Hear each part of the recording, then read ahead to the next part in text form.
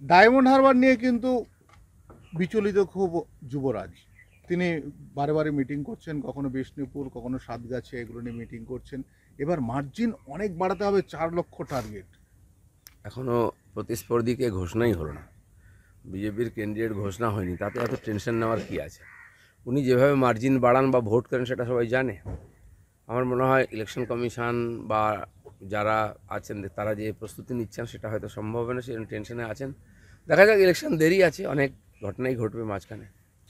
প্রধানমন্ত্রী অর্থনৈতিক উপদেষ্টা সঞ্জীব সান্যালের মন্তব্যে বিতর্ক। বাংলার মানুষের আকাঙ্ক্ষার দৈন্যতা মন্তব্যে বিতর্ক। বেসরকারি সংস্থাকে দেওয়া সাক্ষাৎকারে বিতর্ক। মৃণাল সেনের ছবি প্রসঙ্গ টেনে বাংলাকে খোঁচা। বাঙালি মদ সিগারেট খায় আর আতলামো করে, এর বাইরে কোনো উচ্চাকাঙ্ক্ষা নেই। দেখুন, বাঙালি সম্বন্ধে অনেকে অনেক কিছু বলে, আগেও বলেছে। আমার মনে হয় এর জন্য বাঙালিরা আমরাও খানিকটা দায়ী আছি। বাইরের লোক বলে দিলে সেন্টিমেন্টে লাগে, কিন্তু সেন্টিমেন্টের একটা কারণও থাকতে পারে। বাঙালির যে রাজনীতি চলছে, বাঙালির যে দুর্নীতি চলছে, এরপরে কি বাঙালি উচ্চাকাঙ্ক্ষী বা বড় চিন্তাভাবনা নিয়ে কাজ করছে কেউ বলবে?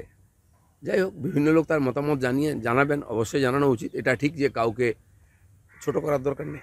না, এখানে উনি যেটা বোঝাতে চেয়েছেন, মদ সিগারেট খায় মানে বাঙালির নেশার ঘরে থাকে, তারা কোনো বাস্তব চিন্তা ভাবনা নেই বাঙালির। মানে এটা নিয়ে আপনি বাঙালি হিসাবে কি বলবেন? না না, মদ সিগারেট কে খায় না? নাকি বাঙালিরা খায় না?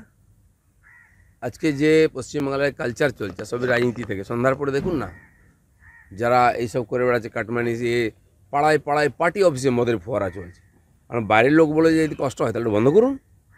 ইমেজ খারাপ কে করেছে বাঙালি? আজকে স্কুলে পড়াশোনা বাদ দিয়ে চাকরিতে পয়সা নেওয়া হচ্ছে, হসপিটালে চিকিৎসা নেই, ওষুধ নেই, ডাক্তার নেই, গরিব মানুষের দিকে কেউ তাকায় না, থানাগুলো তোলাবাজির জায়গা হয়ে গেছে।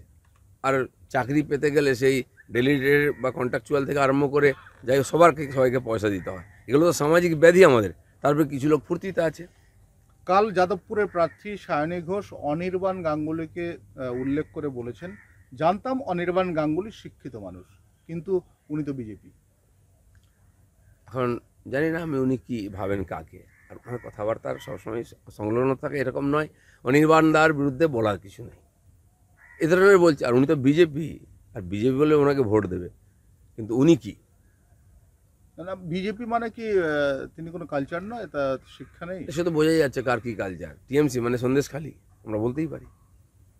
আচ্ছা দাদা, আমার আছে বিজেপি প্রার্থীর সঙ্গে মোদির কথা, কৃষ্ণচন্দ্র রায় প্রসঙ্গ, রামমোহন রায়কে গোলাচ্ছেন কটাক্ষ মহুয়া।